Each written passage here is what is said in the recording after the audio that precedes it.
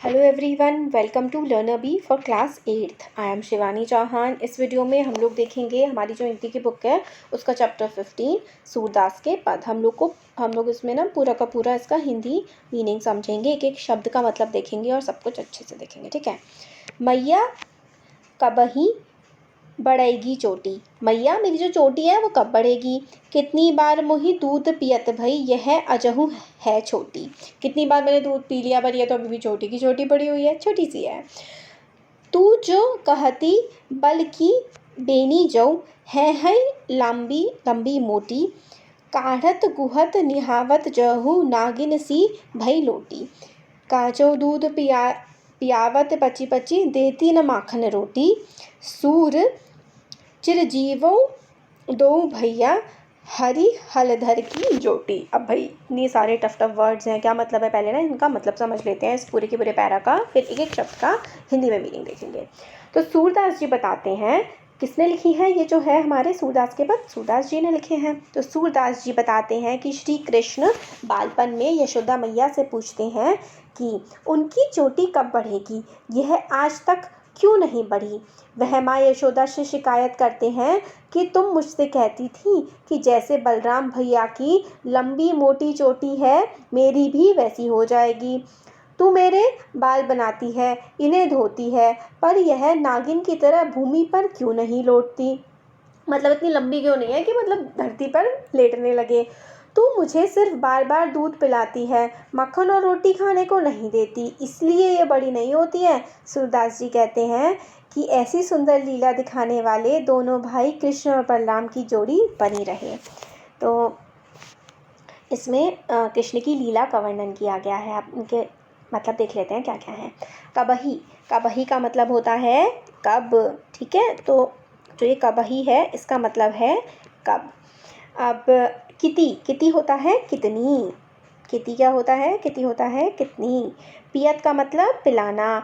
अजहू का मतलब होता है आज भी। बल जो है यहाँ पर बल बलराम के लिए इस्तेमाल किया, उनके बड़े भाई के लिए। बेनी, बेनी जो है ना ये बेनी, इसका मतलब होता है चोटी। और लांबी मोटी मतलब लंबी मोटी। काढ़त, काढ़ना मतलब होता है बनाना। ठीक है। गुहत मतलब होता है गूंथना, जैसे आटा गूंथते हैं। नहवावत का मतलब होता है नहलाना। नागिन तो पता है आपको, सीरियल भी आता है ना। भूई का होता है भूमि। लोटी मतलब लेटने लगती है। काचौ, काचौ का मतलब होता है कच्चा, कच्चा दूध पिलाती हैं। पियावत पिलाती हैं। पची पची मतलब होता है बार बार। चिरंजीवी मतलब खूब लंबी आयु, है ना। भौ मतलब दोनों। हरी हलधर, हरि मतलब है कृष्ण और हलधर के कौन है, बलराम। श्री कृष्ण के बड़े भाई बलराम को हलधर कहते हैं। जोटी होता है जोड़ी। तो ये बाद में सूरदास जी कहते हैं कि बलराम और कृष्ण की जोड़ी बनी रहे। तो ये हमने देख लिया। अब नेक्स्ट है, देखिए।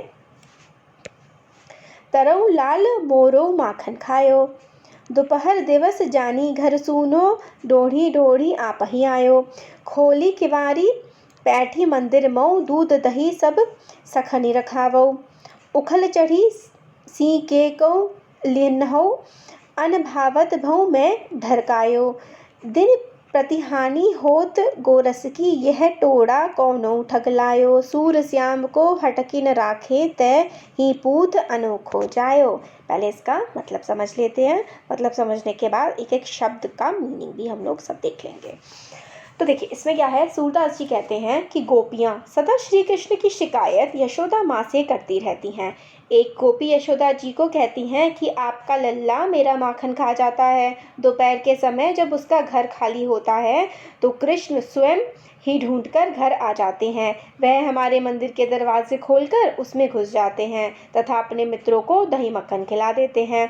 वह ओखली पर, ऊपर की तरफ होती है, ओखली पर चढ़कर छीके तक पहुंच जाते हैं तथा मक्खन खा लेते हैं और बहुत सारा मक्खन ज़मीन पर भी गिरा देते हैं, जिससे हर रोज़ दूध दही का नुकसान करते हैं।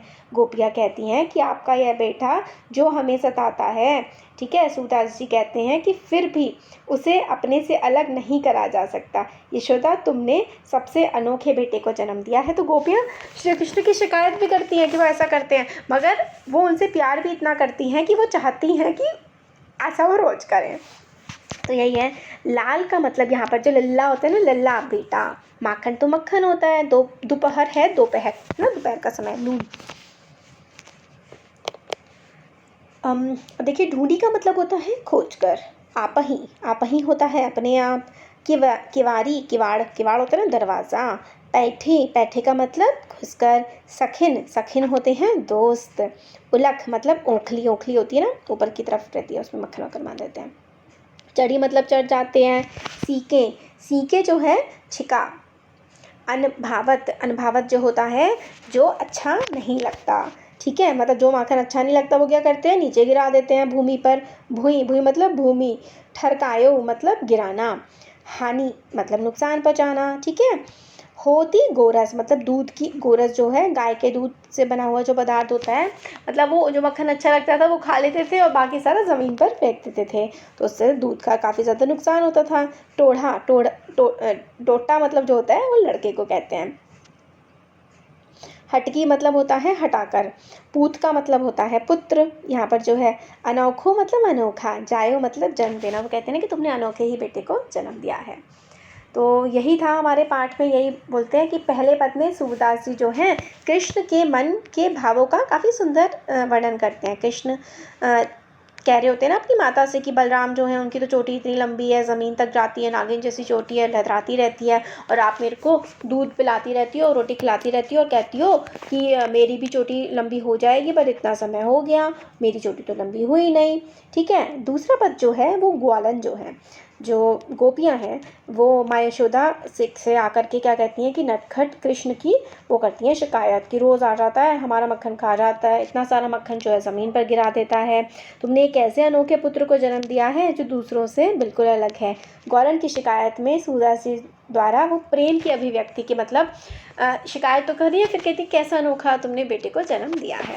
तो यही हमारे ये जो चैप्टर था इसका कंप्लीट एक्सप्लेनेशन है। कैसा लगा वीडियो, ये तो आप पता है अगर आप लोग वो देखते हैं ना राधा कृष्ण, उससे भी आप लोग समझ सकते हैं इस वाले चैप्टर को। तो कैसा लगा वीडियो ज़रूर बताइए, अच्छा लगा लाइक करिए, चैनल को सब्सक्राइब करिए, अपने फ्रेंड्स के साथ भी ज़रूर से शेयर करिएगा। Thank you.